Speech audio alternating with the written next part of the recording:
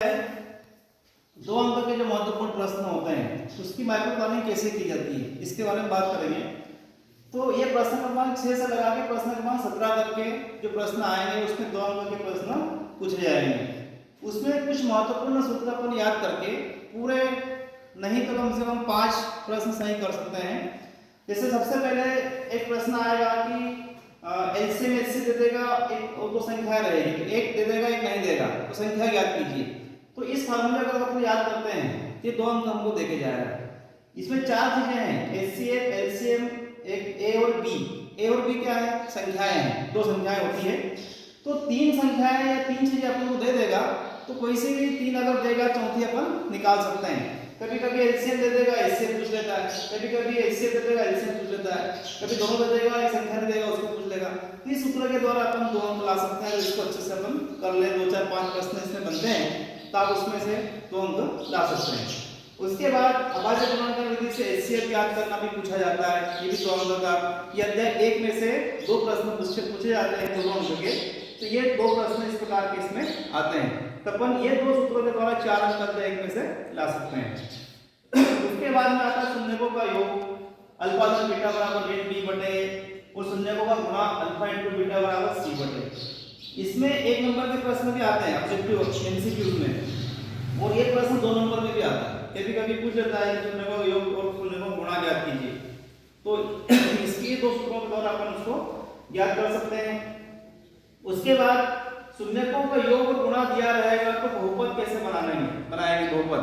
तो उसके लिए सूत्र आपको याद करना पड़ेगा कि x वर्ग ऋण अल्फा तक बीटा गुणित x वर्ग अल्फा गुणित बीटा।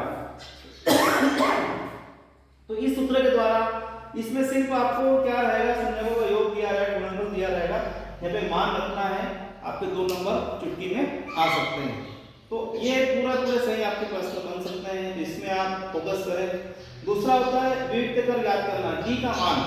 अब डी जो है, डी का मान कर 20 के ऋण 4 इससे प्रश्न पूछता है। 1 नंबर में प्रश्न आता है कि मूल वास्तविक होंगे कि बराबर होंगे कि काल्पनिक होंगे। तो ये इसके द्वारा अपन 2 नंबर इसमें और 1 नंबर ऑब्जेक्टिव का ला सकते हैं, 3 नंबर इस सूत्र के द्वारा ला सकते हैं।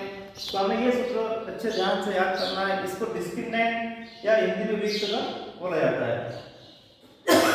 उसके बाद आता है थेल्स प्रमेय। एक प्रश्न थेल्स प्रमेय पे आता है। थेल्स प्रमेय कथन आप याद करें, कथन 1 नंबर में आएगा एक वाक्य वाले उत्तर में।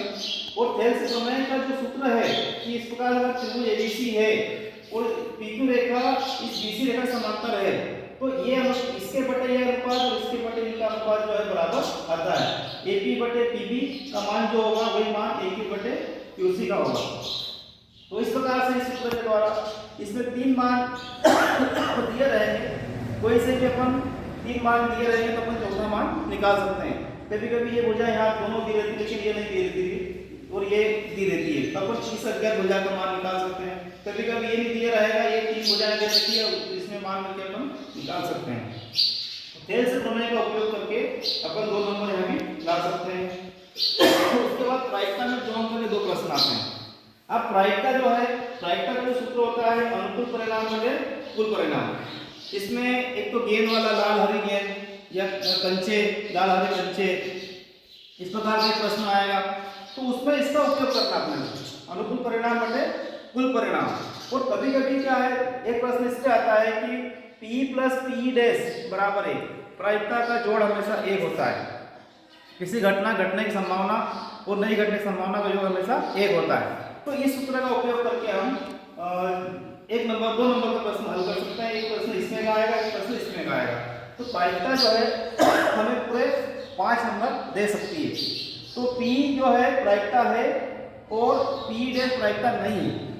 तो ये दोनों मिला के, जैसे कभी कभी क्या होता है कि उसमें जैसे प्रायिकता किसी घटना घटने की संभावना 0.62 है तो नहीं होने की संभावना क्या होगी, तो उसको 1 में से घटा देंगे, 1.00 तो इसका जो उत्तर आएगा ये जो आएगा 0.03 है। तो इतना सा करना है आपको, 2 नंबर है आपको इस सूत्र के द्वारा मिल जाएंगे। तो इस प्रकार से आप ये 2 नंबर के जो ये 7 प्रकार के सूत्र होते हैं इसको याद करके आप कम से कम 5 प्रश्न को भी हल कर देते हैं, 5 प्रश्न सही कर देते हैं। तो आपको 10 अंक आ जाएंगे। और 10 अंक अपन कहाँ से लाना है? 3 नंबर और 4 नंबर के प्रश्नों से। तो ऐसे कुल मिलाकर कितने हो जाएंगे? आपके 20 अंक का प्लानिंग हो गया। अब 20 अंक का प्लान हो गया, आपको कितने लाना है? मात्र 5 अंक पास होने के लिए। और आपके पास कितने बचे हैं प्रश्न? 30 नंबर के प्रश्न बचे हैं। तो 30 में से अगर आप 5 ऑब्जेक्टिव सही कर देते हो तो आप आराम से 25 अंक लाके पास हो जाओगे। तो इस प्रकार से 3 नंबर, 4 नंबर और 2 नंबर की मार्क्स प्लानिंग करके आप परीक्षा में सफलता प्राप्त कर सकते हैं। आशा है ये मेरा वीडियो आपको अच्छा लगा होगा। मेरी कोशिश है कि मेरे द्वारा जो अनुभव 25 वर्षों का अनुभव है मैं बच्चों के साथ शेयर करूं। मेरा उद्देश्य यही था कि इस माध्यम से अगर कोई बच्चा प्लान करके गणित में पास हो जाता है तो मुझे बहुत खुशी होगी। बहुत बहुत धन्यवाद।